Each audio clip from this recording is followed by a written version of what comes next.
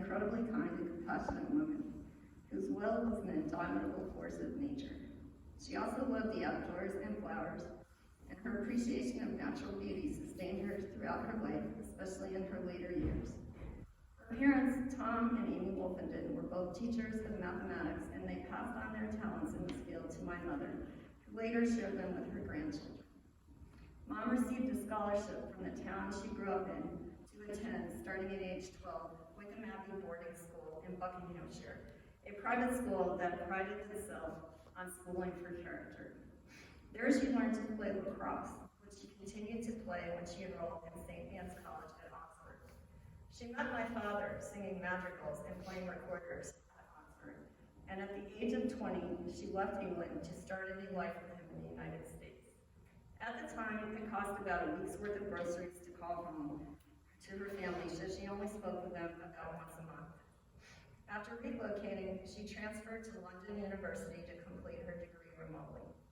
Going through her things recently, they came across an article in her hometown paper that began with, "Promising future derailed by love." However, my mother would never have described her future as derailed, as she remained married to my father for 62 years until his passing in 2017, and she adored her children, grandchildren, and great-grandchildren. Being an independent and brilliant woman, she managed to have many careers outside the home while still being devoted to her family. In 1958, she and my father moved to Hamden, Connecticut, where my father took a job at Yale University, and my mother promptly found a job in the library, which she stayed at until her first child, was born. In 1964, they relocated to Sarasota, where my father accepted a position to teach philosophy at New College. When my brother and I were very young, she tutored math to students in people's homes. Then she taught math in a private school for several years before accepting a position in a public elementary school. There she also got trained as a bus driver to take children on field trips.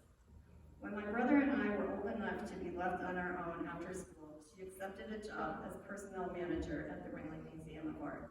She loved working with people and helping to solve problems, and she always appreciated art. After a decade there, she switched jobs and became business manager at New College for 43 years, where she remained until her retirement. For her retirement party, an open mic event was organized, and many current and past students and faculty attended. Those present were asked to step up to the mic and begin their comments with, "The reason I love Barbara is." She was so beloved by the students that she was asked to speak at the graduation ceremony that year. In 2009, my mother had a massive stroke. Fortunately, she was visiting a close friend in the hospital when it occurred, and she was able to receive the clot-busting drug TPA. After spending 3 weeks in the hospital and being retaught language and how to walk by her physical therapist and my children, she made a 95% recovery. Her speech center was affected, and her right side remained weaker for the rest of her life. Her determination to regain her independence after this event was remarkable. She used to drive to New College and walk up and down the steps on Campus Hall every day because those steps had a giant and sturdy railing. Her dedication to maintaining her mobility motivated her to work with physical therapists until a few years ago when she began a serious decline due to compromised oxygen levels from diastolic heart failure. The year after her stroke, she asked me to fly with her to see my aunt in Tempe, Arizona, and then she asked me to take her to Sedona. There was a trail behind our hotel that was quite steep, but she wanted to hike up it to get a closer look at the peaks and spires. I was pretty nervous taking her up the trail, and I kept thinking that my father would kill me if anything happened to her. Finally, I told her to stop and wait for a moment while I quickly went to the top to see if the trail leveled out or if we should turn back. It did indeed level out and was beautiful, so I agreed to take her the rest of the way. It was very challenging, but she persevered, and when we both got to the top, she threw her arms up in the air in a V for victory. We were both laughing and crying. This story epitomizes her strength, courage, and determination. In 2017, my father passed away, and a few months later, part of the roof of her house was torn off by a hurricane, and the house lost power for a week and became inundated with black mold. We had to get everything out of the house she lived in for over 50 years in a single week. It was, of course, quite traumatic. She made the decision then to move to North Carolina, and we were fortunate to find her in an independent living villa here at Gibbons Estates. She lived in the villa for 2 years before moving into Asbury Commons in another unit for a year. While she lived in independent living, she enjoyed attending all the classes, concerts, and talks, and she made many wonderful friends. Later, after she moved into assisted living, oh wait, I forgot, this is the original.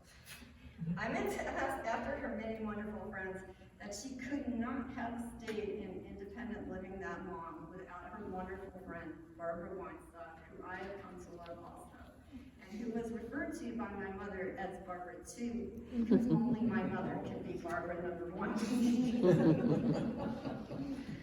So later, after she moved into assisted living, I used to spring her and take her outside to see the flowers and go to the brew pub when it was open.